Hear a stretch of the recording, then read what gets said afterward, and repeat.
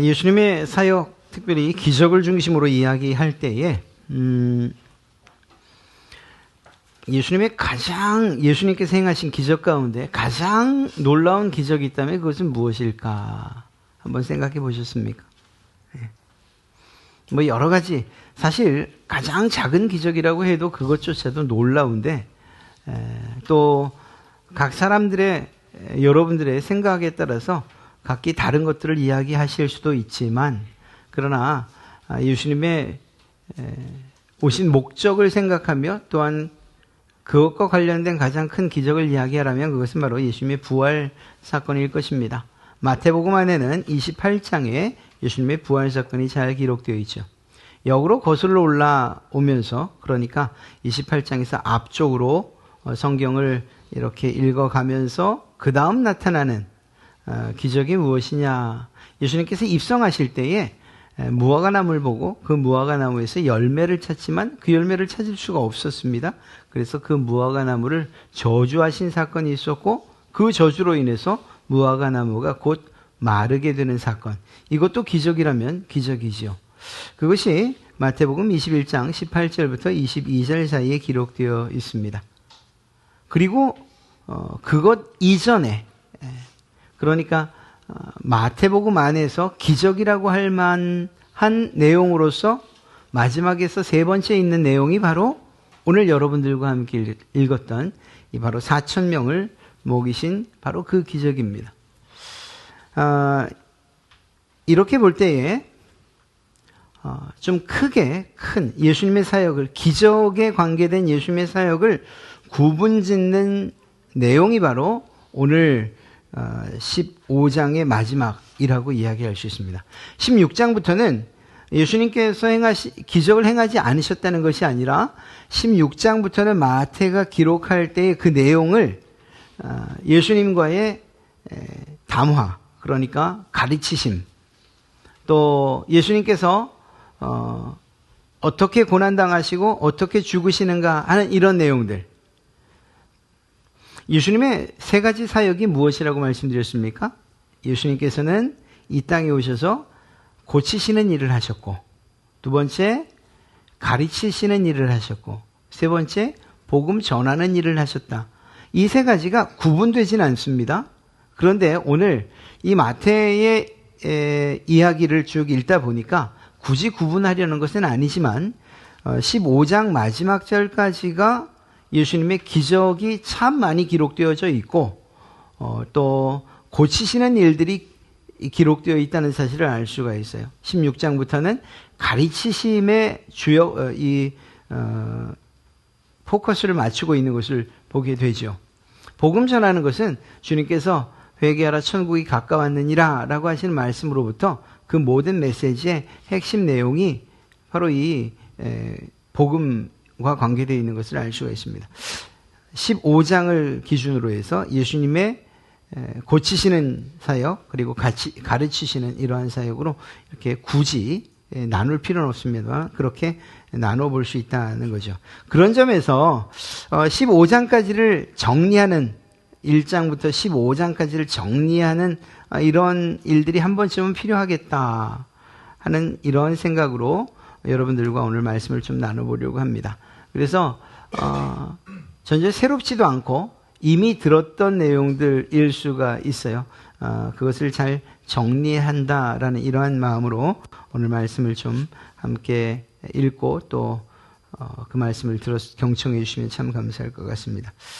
첫째는 예수님께서 고치시는 사역을 할 때에 어떤 사람들이 예수님을 찾았고, 그리고 또 예수님께서는 어떤 사람들을 찾아가 만나셨는가 하는 것들을 좀 살펴보려고 합니다. 예수님께 나온 사람들, 예수님이 찾아간 사람들, 사실 다르지 않습니다. 예수님을 만나고 예수님으로 인해서 놀라운 삶의 기적들을 경험했던 사람들의 이야기를 하려고 하는 것이기 때문에 주님이 찾아가셨던, 주님께로 찾아왔던 그것은 별로 중요한 것은 아닙니다. 어떤 사람들이 주님께로 나왔습니까? 오늘 말씀에도 있는 것처럼 첫째로 병든 사람들, 아픈 사람들이 예수님께로 나왔던 것을 알 수가 있습니다. 예수님의 세 가지 사역 가운데 정말로 하나하나 사건마다 기록되어 있는 내용을 굳이 이야기하라면 바로 이러한 고치시는 사역이었습니다. 문둥병이라고, 한센병이라고 알려진 나병, 또 중풍병, 또 혈루증, 또 보지 못하는 사람, 듣지 못하는 사람, 손 마른 사람, 어떤 장애를 가진 사람들, 열병을 가졌던 사람들, 온갖 질병을 가졌던 사람들이 예수님께 나와서 고침을 받았다라는 사건을 각 복음서에서 다 기록하고 있는 것을 보게 됩니다. 그러니까 이 당시에 정말 힘들고 어려운 사람들, 그 가운데에 육신의 질병이나 아픔으로 인해서 어려움을 겪는 사람들이 참 많았고, 그 사람들이 사회적으로 어느 정도 소외된 삶을 살 수밖에 없었다. 특히 경제적인 어려움을 겪었다는 것은 우리가 지레 짐작해 볼 수 있고, 그런 사람들을 예수님께서 마다하지 않으셨다. 나오기도 하시고 찾아가기도 하시고. 물론 이러한 사람들이, 어떤 사람들은 간절히 부르짖고 어떤 사람들은 불신하는 듯한 그러한 태도를 보이기도 합니다만, 그러나 구분하지 아니하시고 그들을 고치셨던 것을 우리는 성경을 통해서 알 수가 있습니다. 또한 정신적으로 또 영적으로 고통에 시달리던 이러한 사람들을 예수님께서 고쳐주셨습니다. 원인은 여러 가지가 있을 수 있습니다만, 정신적인 고통, 영적인 고통, 성경에서 가장 두드러지게 이야기하는 원인은 귀신 들림이었죠.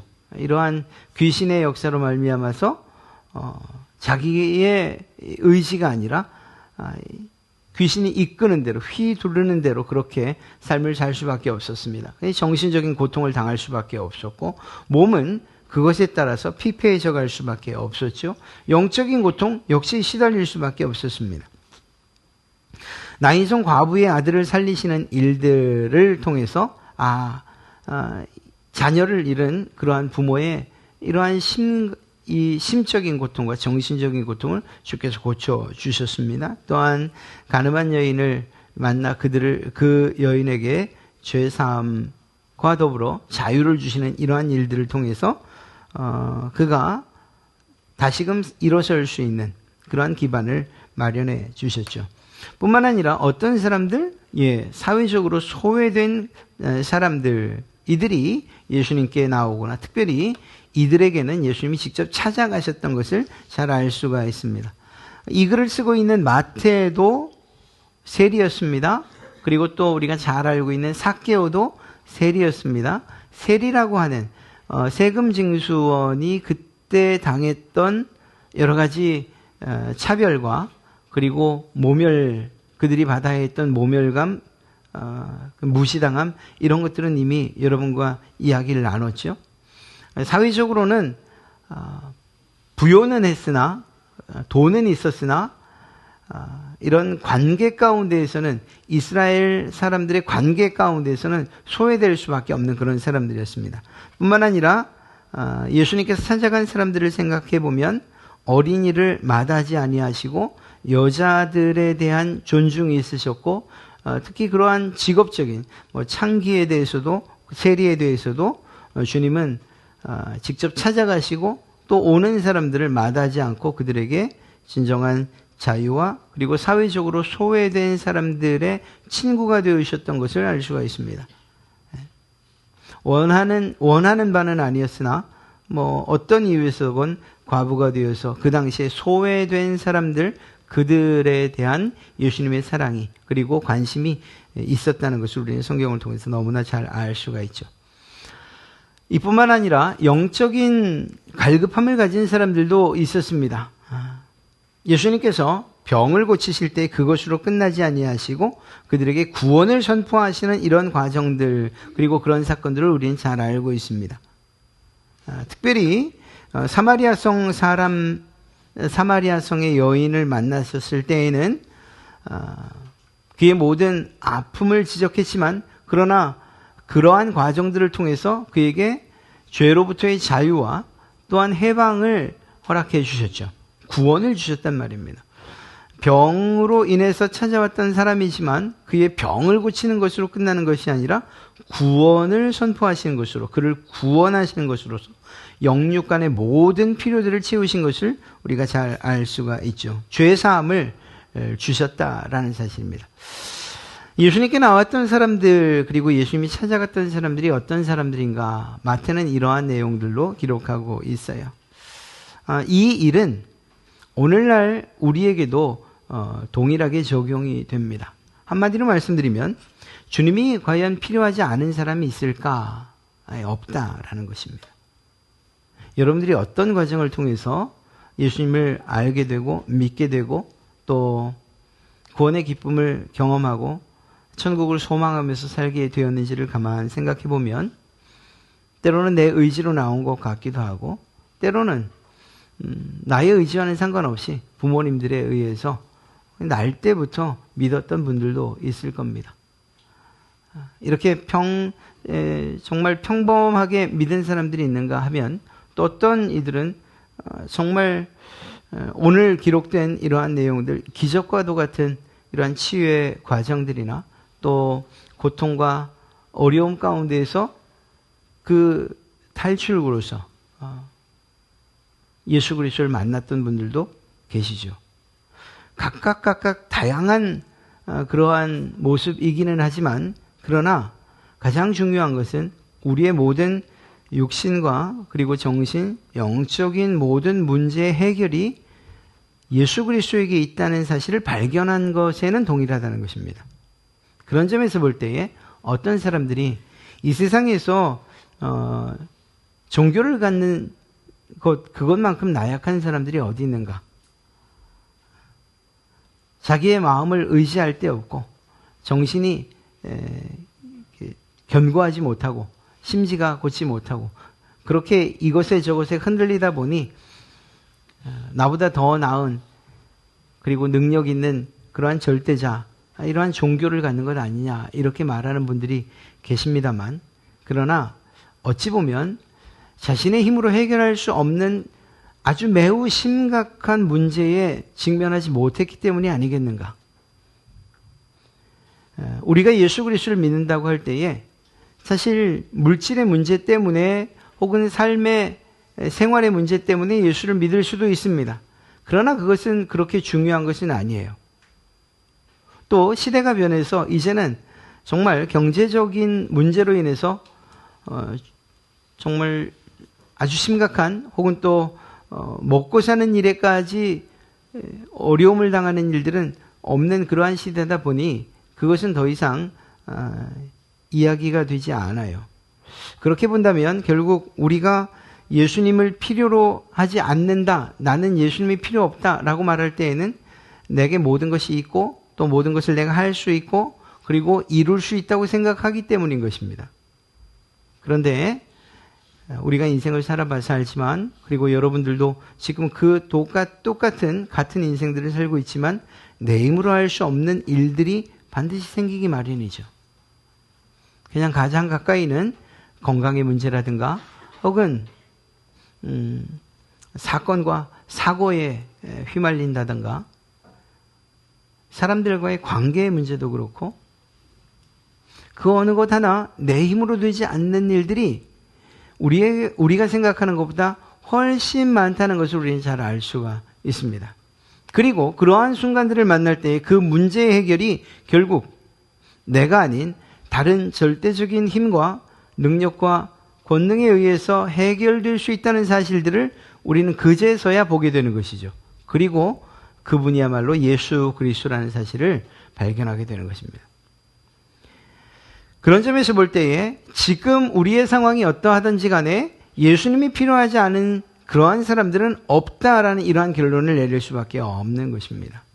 시기에 문제가 있고 상황에 문제가 있지만 그러나 아주 정말 극한 상황, 그 죽음 앞에 섰을 때에 결국 우리는 예수 그리스도를 찾을 수밖에 없다는 사실, 그것이 마태가 이야기하고 있는 것이고 우리가 지금 이 자리에 계신 여러분들이 경험적으로 경험한 이러한 예수 그리스도를 찾게 되는 과정인 줄로 믿습니다. 예수님이 필요하지 않은 사람은 없습니다. 우리가 예수님을 안다고 해도 끊임없이 예수님을 찾을 수밖에 없는 이유는 앞서 말씀드린 그러한 육신적으로, 정신적으로, 영적인 고통으로 한 번 해방되었다, 한 번 그 문제를 해결되었다 해서 모든 문제가 사라진 것이 아니기 때문이죠. 마치 밀려오는 파도처럼, 너울처럼 계속 반복되는 이러한, 살아 숨쉬는 동안은 계속 반복되는 이러한 문제들이 우리를 괴롭히기 때문입니다. 그때마다 우리에게는 사실은 예수 그리스도가 필요합니다. 그렇기 때문에 주님을 찾았던 사람들, 주님이 찾았던 그 사람들 안에 여러분과 제가 있다는 사실이 얼마나 감사한지 알 수가 없습니다. 주님을 만나지 못했더라면 정말 이러한 고통과 이러한 세상의 풍랑 가운데에서 어찌할 바 모르며 헤맬 수밖에 없었을 것이기 때문이죠. 오늘 마태가 기록하고 있는 것처럼 예수님께 나왔던 사람들이 모두 고침을 받고 그리고 진정한 쉼과 해방을 얻었던 것, 그것은 바로 우리들이 예수 그리스도를 만날 때 얻을 수 있는 유익들을 이야기하고 있는 것이다, 이렇게 말할 수 있습니다. 중요한 것은 이러한 사람들에 대한 예수님의 반응입니다. 이렇게 육신적으로, 정신적으로, 영적으로 힘들고 어렵고 때로는 자기의 힘으로 예수님 앞에 나올 수 없는 사람들을 만났을 때 그들을 부르시는 예수님의 마음, 또 예수님 앞으로 나왔던 많은 아픈 사람들에 대한 예수님의 마음이 어땠는가? 오늘 우리가 읽었던 말씀 가운데에 정말 잘 드러내고 있습니다. 그것은 불쌍히 여기시고 긍휼히 여기시는 그러한 마음이었죠. 32절의 말씀을 보면 예수께서 제자들을 불러 이르시되 내가 무리를 불쌍히 여기노라. 이유가 무엇입니까? 그들이 나와 함께 있은 지 이미 사흘임에, 이 사람들이 나와 함께 있었던 것이 사흘 아니냐, 3일 아니냐. 그들이 가지고 왔던 음식들, 도시락은 이미 다 먹었을 거고 이제는 먹을 것이 없는 것 같은데 길에서, 돌아가는 그 길에서 기진할까 하여 굶겨 보내지 못하겠다. 이것이 주님의 마음이었던 거죠. 예수님께서 예수님께로 오는 그 모든 사람들에 대해서 공통적으로 가지고 계셨던 그 마음이 바로 이러한 불쌍히 여기시고 긍휼히 여기심이었다는 사실입니다. 어떤 사람도, 어떤 사건도 이러한 주님의 마음이 없이 이루어진 것이 없다는 사실을 우리는 꼭 기억해야 됩니다. 사실은 성경에 기록된 많은 사람들, 주님이 필요했던 사람들, 주님이 찾아갔던 사람들만이 아니라 저희들 역시 하나님의 이러한 불쌍히 여기심과 긍휼히 여기심으로 말미암아 예수 그리스도를 믿게 된 것이고 구원을 얻게 된 것 아닙니까? 우리의 은혜가 일방적으로 주어졌다는 이 사실이 한편으로는 자존심 상하게 들릴지도 모릅니다. 아니, 내가 얼마나 내 스스로의 삶을 잘 개척해 오고 지금까지 잘 살아왔는데 이제서 일방적인 은혜라고 이야기하는가? 나는 내가 예수 믿는 것도 내가 선택한 것이지 일방적으로 내게 부어진 것이 아니다, 이렇게 말씀하고 싶으실 말하고 싶은 분들이 있을 것 같습니다. 그러나 우리가 성경을 알고 하나님이 일하시는 방식을 알고 무엇보다 하나님과 우리 사이에 넘어설 수 없는 간극이 있다는 이 사실을 안다면 하나님의 일방적인 은혜가 아니고서는 우리가 하나님을 알 수 없다는 사실입니다. 여러분, 우리가 완전한 몸을 가지고 있다 할 때에도 우리의 눈이나 시력이나 우리의 모든 신체가 얼마나 제한적인가 너무나 잘 알고 계시지 않습니까? 우리의 귀는 강아지의 귀만큼의 성능이 없어요. 우리의 눈은 매나 독수리의 눈을 따라갈 수가 없어요. 우리가 가지고 있는 힘이라고 하는 것은 사자나 혹은 호랑이의 그러한 힘과는 비교할 수 없어요. 아니, 이 세상에 만들어진 그냥 짐승들 혹은 또 동물들, 다른 어떤 피조물들과 비교할 때에 힘과 능력으로서 우리가 이겨낼 수 있는 것들이 그렇게 많지 않다니까요. 그나마 정말 하나님께서 우리에게 지혜를 주셔서 그것들을 다스리고 막아내고 또는 이겨낼 수 있는 그러한 지혜를 주셨기 때문에 우리가 사는 것이지, 정말 우리의 모습 그대로 자연에 던져진다면 우리가 살 수 있는 그러한 힘이, 그러한 능력이 우리에게 있긴 합니까? 정말 이렇게 비교해서는 안 되지만, 그러나 정말 원초적으로 비교했을 때 우리에게 우리 스스로 살아갈 힘과 능력이 없다는 사실을 우리 인정해야 된다라는 것입니다. 그러한 가운데에 무엇보다도 삶에 있어서도 존재 자체에 있어서도 연약한 우리들이지만 더 중요한 것은 무엇이냐? 우리가 나면서부터 죄를 가지고 태어난다는 사실이에요. 이 죄의 문제를 해결할 수 없다는 사실. 그 죄가 우리가 살아있을 때뿐만 아니라 죽어서도 우리의 영원한 삶을, 천국이냐 지옥이냐라고 하는 이러한 영원한 삶을 가르게 되는, 그리고 이 죄로 인해서 결국 하나님과 분리될 수밖에 없고 영원한 형벌을 받을 수밖에 없는 그 길을 선택하고 싶지 않아도 그 길을 갈 수밖에 없다는 이 사실이, 그것이 우리에게 절망일 수밖에 없는 거죠. 그런 우리를 보시고 불쌍히 여기시고 긍휼히 여기신 것입니다. 예수님께서 이렇게 주님을 찾아온 사람들, 그들의 모습들, 로마의 압제하에 또 여러 관리들과 종교 지도자들에 의해서 이리 휘둘리고 저리 휘둘리는, 그래서 자기의 주권도 또한 힘도 능력도 없이 살아가는 그 사람들을 바라보면서 불쌍히 여기시고 긍휼히 여기신 건 맞습니다. 그런데 그것뿐만이 아니라 더 나아가서 그들이 살아있을 때만이 아니라 죽어서까지도 더 힘들고 더 어려운 영원한 형벌의 삶을 받아야 된다는 이 사실, 이것이 주님께서 우리를 불쌍히 여기시고 긍휼히 여기신 이유가 아니겠습니까? 그래서 주님께서는 몸의 질병뿐만 아니라 영혼을 구원해 주시는 일까지 하실 수밖에 없었던 것이죠. 예수님께서 주님께로 다가오는 모든 사람들을 한 번도 거절하시지 않으셨다는 사실을 우리는 기억해야 됩니다. 불쌍히 여기시고 긍휼히 여기시는 마음으로 고치시고 더 나아가 그들의 필요들을 공급하시고 채우셨다는 사실이에요. 성경은 이렇게 이야기하고 있습니다.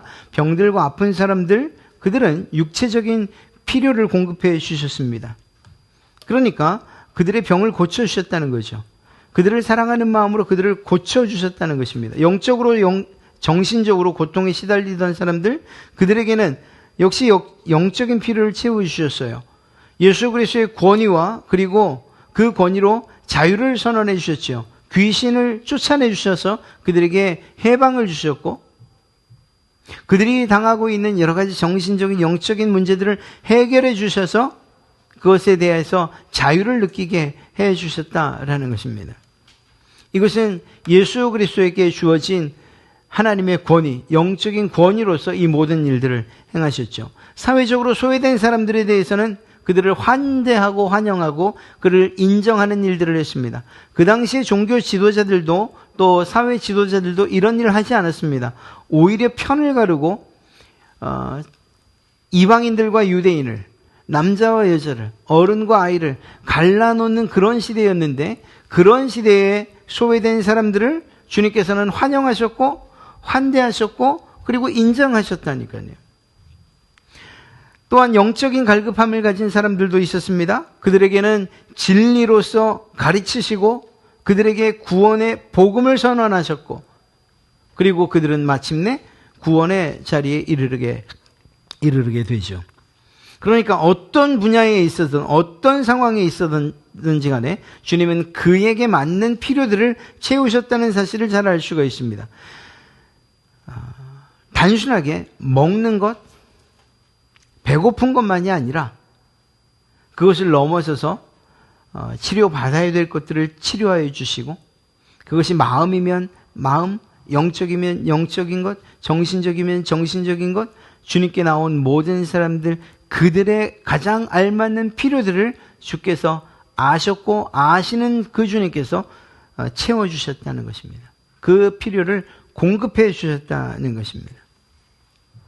어떤 부분에 있어서도 주님이 공급하지 못하신 부분, 공급하지 않으신 부분, 그들의 필요를 채우지 못한 일들이 없다는 사실들을 우리는 꼭 알아야 됩니다. 이 사실은 우리에게 얼마나 큰 위로와 힘과 용기를 주는지 알 수 없습니다. 우리에게도 이러한 필요들이 있지 않습니까? 육체적인 필요가 있고 또한 정신적으로 영적인 필요들이 있지요. 우리가 세상을 살아가면서 사회적으로 이들만큼은 혹여 아닐지 몰라도 때로는 고립감을 느끼고 소외감을 느끼는 일들이 있을 수 있지요. 그렇죠. 무엇보다 아직 구원의 기쁨을 발견하지도 못하고 그것에 대한 관심이 없을 수도 있지요. 그런데 이 모든 것들을 우리는 무심하게 넘길 수 있는지 모르지만, 또 넘기고 있는지 모르지만, 그러나 주님께서는 결코 그것들을 무심히 지나치시거나 혹은 이러한 것들을 발견하거나 혹은 필요가 채워지지 못한 자들에 대해서 주님의 눈을 거두시지 않으신다는 거예요. 그들이 찾아오지 않으면 주님께서 직접 찾아가시고, 만나시면 그들의 필요가 무엇이든 간에 그들의 필요에 딱 알맞는 것들로 채우시고 공급해 주신다는 사실입니다. 주님의 반응은 이러한 반응에서 조금도 빗나가거나 또 다른 방식으로 주어진 일이 없어요. 주님께서 어떤 권능을 행하시기 때문에 거만하시거나 혹은 교만하신 모습으로 그렇게 일하신 적도 없어요. 가장 이상했던 가나안 여인에 대해서 우리가 지난주 살펴봤던 그것도 주님의 목적이 있었기 때문이지, 주님의 마음 본뜻은 단 한 번도 그들을 거절하시거나 외면하시거나 그들의 필요를 공급지 않겠다라고 하신 적이 단 한 번도 없단 말입니다. 이 사실을 우리가 안다면 우리가 우리의 필요가 있다는 사실에 대해서 첫째는 부끄러워하거나 혹은 그것을 가지고 주님 앞에 나가는 것을 주저할 이유가 없다는 사실을 이야기하고 있는 거예요. 사랑하는 성도 여러분, 여러분들에게 필요한 것이 있다면 그것이 무엇입니까? 육신적으로 혹은 물질이나 질병이나 혹은 여러 가지 육신적인 필요들이 있으십니까? 그것이 무엇인가를 고민하지 마시고 주님 앞에 나오십시오. 영적으로 정신적으로 여러분들에게 필요한 것들이 있으십니까? 회복되어야 될 부분들이 있으십니까? 그건 역시 주님 앞으로 가지고 나오십시오. 주님을 만나면 해결되기 때문입니다. 사회적으로 우리가 살면서 그것이 가정이든지 혹은 직장이든지 때론 교회 안에서 이러한 문제들이 있으십니까? 역시 마찬가지로 주님께 나오는 것만이 해결됩니다. 무엇보다 우리의 구원은 예수 그리스도를 통해서만 해결될 수 있다는 사실을 우리는 꼭 잊지 말아야 합니다. 예수 그리스도께서 여러분들의 구원을 위해서 오신 분이시기 때문입니다. 마지막으로 말씀드릴 것, 그것은 예수님께서 왜 이러한 일들, 이런 반응들로 행하셨는가? 예수님께서 그렇게 행하신 이유가 무엇이냐는 거예요. 예수님께서 찾아오는 사람들을 마다하지 아니하시고 고치시고 그들의 필요를 채우시고 공급하신 이유. 그들의 육신적인 문제만이 아니라 영적인 부분도 해결해 주시고 그래서 구원을 선물로 주셨던 이유가 무엇이냐? 그들을 불쌍히 여기고 긍휼히 여기신 이유가 무엇이냐? 단순한 사명감 때문에 메시아로 오셨으니까? 하나님의 명령이니까? 첫째는 이 모든 일들을 계획하신 하나님의 사랑 때문입니다. 성경은 이렇게 이야기하죠. 사실 이 두 구절만 뽑는 것이 얼마나 무의미한가 이미 여러분들이 아실 겁니다. 하나님이 세상을 이처럼 사랑하사, 하나님께서 이 세상을이라고 할 때 여러분들도 저도 포함되어 있는 것 아닙니까? 하나님께서 당신을 사랑하셔서 사회적으로 소외감을 느끼고 질병 때문에 마음에 상처를 입고 사람들과 어울리지 못하는 그들을 하나님께서 사랑하셔서, 또한 로마서에서는 이렇게 이야기하고 있습니다. 우리가 아직 죄인 되었을 때에 그리스도께서 우리를 위하여 죽으심으로 하나님께서 우리에 대한 자기의 사랑을 확증하신 이 일이 무슨 사건으로 나타났느냐? 예수 그리스도를 십자가에 내어 주시는 것으로 나타났다는 거예요. 그런데 그때의 우리의 모습이 어떤 모습이었냐? 죄인이라고 기록하고 있죠. 이 앞뒤 구절을 살펴보면 첫째는 너희가 연약할 때에, 두 번째는 죄인이었을 때에, 세 번째는 하나님과 원수되었을 그때에 우리를 사랑하신다는 이 사랑의 확증으로 예수 그리스도를 십자가에 못 박으셨다 이렇게 이야기하고 있습니다. 이 말은 무슨 말인가? 우리에게 아무런 조건이 없다는 거예요. 여러분들이 어떤 상황이나 어떤 처지에 있거나 여러분들의 환경, 여러분의 상태, 이게 중요한 것이 아니고 우리가 연약할 때에, 때로는 죄인일 때에, 아니 더 극적으로 하나님과 원수되었을 그때에 하나님의 사랑이 우리에게 나타났던 거예요. 그러니까 예수님께로 다가오는 모든 사람들을 거절하지 아니하신 하나의 이유가 무엇이냐? 그런다면 그것은 바로 하나님께서 당신을 사랑하기 때문에 예수님께서 거절하실 수 없는 거죠. 예수님은 하나님이시지 않습니까? 하나님의 아들이시잖아요. 하나님의 뜻을 따라서 그 계획과 목적을 이루기 위해서 이 땅에 오신 분이잖아요. 예수님이 행하시는 것은 하나님의 뜻이었잖아요. 그러니까 이 세상을 사랑하시는 그 하나님의 뜻에 반할 수 없었고, 이러한 하나님의 사랑을 가지고서 다가오는 모든 사람들의 문제를 해결해 주셨던 것입니다. 그냥 의무감이 아니라 긍휼한 마음과 불쌍히 여기는 마음으로 하나님께서 우리를 바라보실 때에 느끼시는 그 동일한 마음을 가지고서 이 모든 일들을 행하셨다라는 것입니다. 또 한 가지는 예수님의 은혜입니다. 예수님의 은혜가 우리에게 어떻게 부어졌는가? 그의 사역 가운데 나타나 있죠. 우리를 위해 고난당하시고 죽으시는 것을 통해서 우리에게 은혜를 베풀어 주셨다. 그런데 그 은혜의 수혜자, 은혜를 받은 사람들의 자격이나 조건과 상관없이 은혜가 부어졌다는 사실이에요. 이게 얼마나 감사한지 알 수 없어요. 예수님께 능력이 있고 그리고 힘이 있으시죠. 권능이 있으시죠. 그런데 그 권능을 행하실 때에 줄 세우기를 하지 않으셨다니까요. 기준을 주님께서 세우셔서 이런 사람들만 나의 권능 그리고 또한 나의 치유에 동참할 수 있다 이렇게 말씀하지 않으셨다니까요. 굳이 말씀하셨다면 서 있다고 생각하는 사람들, 잘한다고 생각하는 사람들, 내가 종교에 있어서는, 신앙에 있어서는, 하나님을 믿는 것에 있어서는 으뜸이라고 그렇게 스스로 교만했던 바리새인들과 서기관들, 종교 지도자들, 대제사장들, 그들을 향해서는 정말 촌철살인과도 같이 회칠한 무덤이야, 독사의 자식들아, 이렇게 아주 강한 어조로 비판하셨지만, 그러나 정말로 주님 없이는 살 수 없다고 생각되어지는, 하나님께서 마음을 두시는, 하나님을 향해서 기도하고 있었고 신원하던 그 사람들에 대해서는 주님이 아무것도 따지지 않고 은혜를 베푸셨다라는 거예요. 주님께서 나오실 때에 너는 안 되고 너는 되고,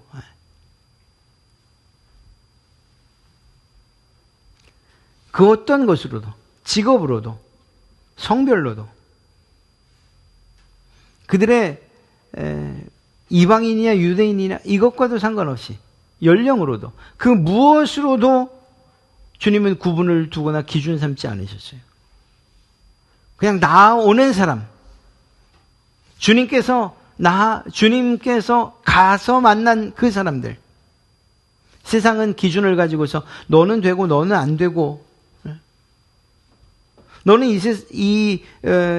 우리의 사회에서 중요한 사람이고 필요한 사람이고 너는 정말 소외받아 마땅한 사람이고, 이런 것들에 대해서 사람들이 가지고 있는 어떤 기준을 가지고도 주님은 차별하지 않으셨다니까요.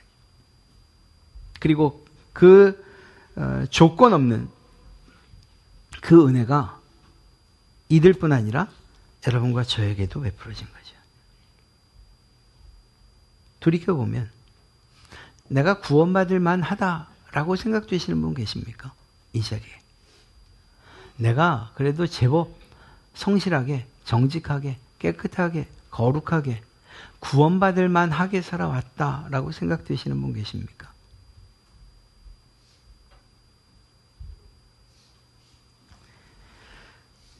설령 우리가 그렇게 생각한다 할지라도 하나님 앞에서 드러난 우리의 추악함과 죄의 더러움은 우리가 상상하는 것 이상일 것입니다.